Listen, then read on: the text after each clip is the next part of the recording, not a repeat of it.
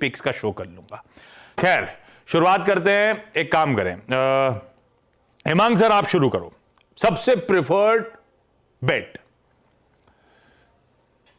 जी, वैसे तो मैंने पीएसयू से ही स्टॉक को चुना है और स्टॉक का नाम है ओएनजीसी और इसमें हमारा जो टारगेट प्राइस है वो 380 का रहेगा। तो आई थिंक एक बहुत बड़ा री रेटिंग देखा है पर्टिकुलरली ऑयल पीएसयूज में, और जिस तरह की प्रोडक्शन ग्रोथ गैस के अंदर हम लोग देख रहे हैं, जिस तरह के टारगेट्स ओएनजीसी के हैं, तो काफी बड़ा रैंप अप होगा टिल FY26। और जो ऑयल का प्रोडक्शन कम हो गया था वहां पे भी एक थोड़ा सा रिवाइवल देख रहे हैं। दूसरी बात यह है कि जो बाकी के इन्वेस्टमेंट है ओएनजीसी के ऑयल मार्केटिंग कंपनीज में, उसके अंदर भी एक बहुत बड़ा री रेटिंग हमने देखा है। तो काफी इंट्रिंसिक वैल्यू जो है वो बढ़ चुका है। डिविडेंड यील्ड है 4-4.5% का। तो हालांकि पीएसयूज में थोड़ा सा हम लोग सेल ऑफ देख रहे हैं, पर अगर आप देखें तो ओएनजीसी काफी रेजिलियंट है और 7 to 8 years के कंसोलिडेशन के बाद स्टॉक बाहर निकला है और वैल्यूएशन का कंफर्ट है। तो मुझे लगता है कि ये स्टॉक में करंट भाव में भी कंफर्ट है और अच्छा एक अपसाइड आपको देखने को मिल सकता है। और दिख भी रहा है, क्या मोमेंटम पकड़ा है। मैं ऐसे ही आज एक्सपेक्टेशंस माउंट हो रही थी कि 25,000 की तरफ बाजार बढ़ रहा है, तो 24,000 से 25,000 की जर्नी में किस निफ्टी के स्टॉक ने सबसे बढ़िया आउट परफॉर्मेंस दिखाया है। सबसे पहले पायदान पे इस तरह के मूव शुरू हो गए हैं और हेमांग सर कह रहे हैं 380 तक के लिए खरीदारी करने के मौके। बेहतरीन पिक आपकी स्क्रीन पर। धर्मेश, आपकी टीम की सबसे प्रिफर्ड बिग बजट बेट। बिल्कुल आशीष जी, देखिए एक थीम तो रोल आउट हो चुका, काफी अच्छा प्राइस एक्शन भी था, बट मुझे लगता है डिफेंस अभी भी काफी अट्रैक्टिव है। पिछले 3-4 दिनों में काफी स्ट्रॉन्ग प्राइस करेक्शन और हेल्दी प्राइस करेक्शन हुआ है स्टॉक्स में, तो वहां पे मुझे लगता है डीसीएक्स सिस्टम, ये एक मिड कैप डिफेंस कंपनी है, काफी स्ट्रॉन्ग दिख रही है। System integration, cable and wire harness में काम करती है। हाल फिलहाल इनको काफी अच्छा ऑर्डर भी मिला है राशन से, 1250 करोड़ का टोटल ऑर्डर बुक 2000 से ऊपर का है, 2000 करोड़ से ऊपर का। हमें लगता है कि इसकी प्रॉफिटेबिलिटी 2 साल में डबल हो जाएगी। 68-78 करोड़ का प्रॉफिट था, जो कि 130 करोड़ के आसपास FY26 तक आने चाहिए। प्राइस करेक्शन के बाद अट्रैक्टिव वैल्यूएशन है। 460 का इमीडिएट टारगेट 1 साल के जैसे है, और 2 साल के लिए होल्डिंग करना चाहें तो 560 का टारगेट नजर आता है इसमें। 460 इवेंचुअली 560, ये लक्ष्य हैं डीसीएक्स सिस्टम्स के, और ये हट के हो गया। डिफेंस में अपन लोग आमतौर पे वो सरकारी कंपनी रह के रेटोरिक के तौर पे सुनने को मिलती हैं। ये बढ़िया सा नया डिफेंस आइडिया आपकी स्क्रीन पे। डीसी नया मतलब धर्मेश पहले भी मेंशन कर चुके हैं, लेकिन इंटरेस्टिंग, ये सबसे बेहतरीन डिफेंस बेट आपकी स्क्रीन पे। मयूरेश, आप लोग के पास सबसे बेहतरीन आइडिया बजट रिलेटेड है।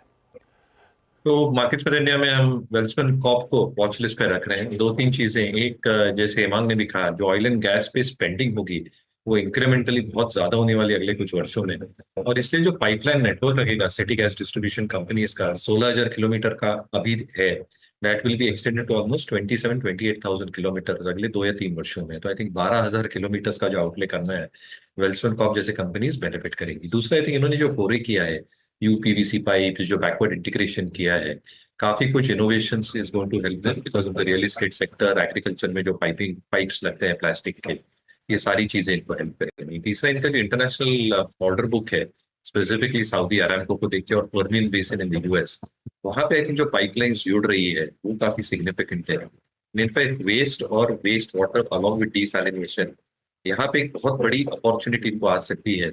Already seeing that in Saudi Arabia as well as Indian markets as well. यहाँ पे मुझे लगता है बजट में एक बहुत अच्छा खासा एलोकेशन हो भी सकता है। Last but not the least, from a balance sheet perspective, इनके जो डेट इक्विटी लेवल्स है काफी नीचे आ चुके हैं। मैनेजमेंट प्रॉब्ली फील्स दैट जो 0.1 0.2 का डेट इक्विटी है, the maximum that can happen even with the do capacity expansions will not exceed 0.4 going forward. तो हमें लगता है आई थिंक बजट को नजर रखते हुए और अर्निंग्स को नजर रखते हुए वेल कॉर्प एक अच्छा विकल्प हो सकता है।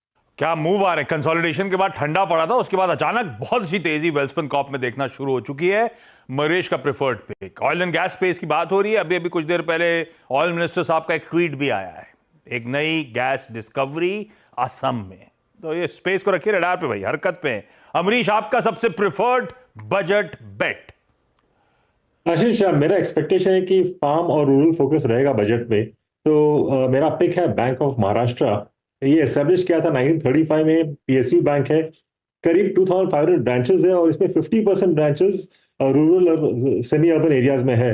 लास्ट 3-4 साल में काफी कंसिस्टेंट इंप्रूवमेंट रहा है इनके परफॉर्मेंस में। Q1 के जो अर्निंग्स आए थे, like it was the highest net profit declared till date, 24% Y on Y growth था और ओवरऑल डिपॉजिट बुक में भी ग्रोथ दिखा है 10% Y on Y. Asset quality भी काफी इंप्रूव हुआ है। Gross NPA is about 1.88, net NPA 0.2%। और अभी एक स्पेशल एनपीए रिडक्शन प्लान भी इन लोगों ने शुरू किया है वन टाइम सेटलमेंट का। तो बाय एक्सपेक्टेड कि बाय सितंबर अबाउट 500 प्रॉपर्टीज इन लोग ऑक्शन करेंगे, तो इससे इनके जो एसेट क्वालिटी है ये काफी इंप्रूव होगा यहाँ से भी।